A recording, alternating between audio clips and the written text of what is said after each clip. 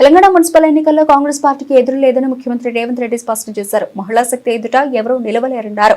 అన్ని వర్గాల కోసం కాంగ్రెస్ పార్టీ పనిచేస్తోందని ఆయన పేర్కొన్నారు. మున్సిపల్ ఎన్నికల ప్రచారంలో భాగంగా మిర్యాలగూడలో ఏర్పాటు చేసిన భారీ బహిరంగ సభలో సీఎం రేవంత్ రెడ్డి మాట్లాడారు.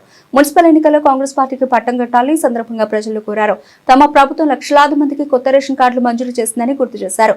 3.15 కోట్ల మందికి సన్నబియ్యం ఇస్తున్నామని చెప్పారు. ఆడబిడ్డలను ఎవరన్నా ఆర్టీసీలో ఒక్క పైసా అడుగుతున్నారా? అక్క, ఎవరైనా ఎక్కడైనా బస్ ఎక్కితే ఒక్క రూపాయి అయినా టికెట్ రూపంలో మిమ్మల్ని అడిగినా మీరు ఒక్కసారి ఆలోచన చెయ్యండి. ఇవాళ కోట్లాది మంది ఆడబిడ్డలు ఎక్కడికి వెళ్ళినా, అమ్మగారింటికి వెళ్ళినా, అమ్మవారి ఆలయాన్ని దర్శించుకోవడానికి వెళ్ళినా, రాష్ట్రం నలుమూలల ఇవాళ ఆడబిడ్డలకు ఆర్టీసీలో ఉచిత ప్రయాణం మన ప్రభుత్వం ఇచ్చిన మాట వాస్తవం కాదా?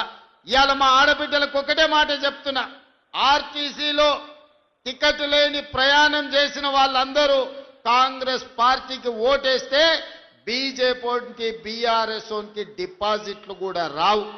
ఇవాళ కాంగ్రెస్ వాళ్ళకే కాదు, బీఆర్ఎస్ వాళ్ళకు మిర్యాలగూడ మున్సిపాలిటీలో పోటీ చేస్తున్న బీఆర్ఎస్ బీఫామ్ మీద పోటీ చేసిన ఆడబిడ్డలకు కూడా మనం ఆర్టీసీలో ఉచితంగా బస్సు ప్రయాణం ఇచ్చినాం.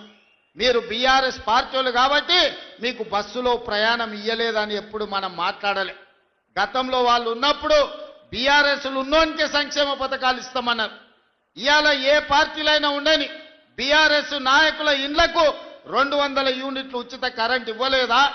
ఇవాళ బీఆర్ఎస్ నాయకులకు రేషన్ కార్డులు ఉత్తమ్ కుమార్ రెడ్డి గారు ఇవ్వలేదా? ఇవాళ బీఆర్ఎస్ నాయకులకు సన్న బియ్యం వాళ్ళ ఇంటికి ఇస్తలేమా? ఇవాళ బీఆర్ఎస్ మహిళలకు, ఆడబిడ్డలకు ఆర్టీసీలో ఉచిత బస్సు ప్రయాణం మనం ఇస్తలేమా? ఇవాళ మనం వివక్ష ఎక్కడో చూపియలే.